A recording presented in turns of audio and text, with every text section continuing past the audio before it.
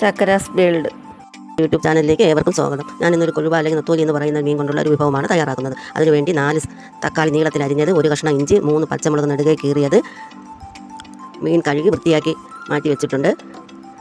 4 സവാള നീളത്തിൽ അരിഞ്ഞതും മറ്റൊരു പാത്രത്തിലേക്ക് തക്കാളിയും സവാളയും പച്ചമുളകും ഇഞ്ചിയും കൂടി ചേർക്കുക. ഇതിലേക്ക് നമുക്ക് മസാലപ്പൊടികളെല്ലാം ചേർക്കാം. ആദ്യമായി 1/2 ടീസ്പൂൺ മഞ്ഞൾപ്പൊടി, ഒരു ടീസ്പൂൺ മുളക് പൊടി, സാദാ മുളക് പൊടി, 1 ടീസ്പൂൺ കാശ്മീരി മുളക് പൊടി, ഒരു കളറിന് വേണ്ടി 1/4 ടീസ്പൂൺ ഉലുവപ്പൊടി, 1 ടീസ്പൂൺ ഉപ്പ്.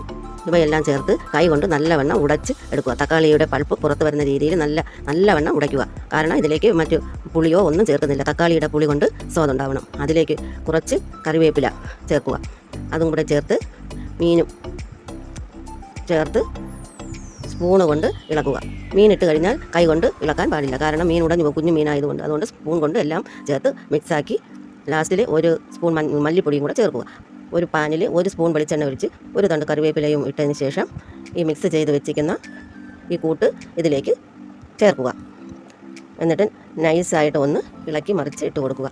അത് മറ്റു സ്പൂണോ ഒന്നും കൊണ്ട് ഇളക്കരുത്. തടി കൊണ്ടുള്ള സ്പൂൺ ഏതെങ്കിലും കൊണ്ട് നൈസായിട്ടൊന്ന് ഇളക്കുക.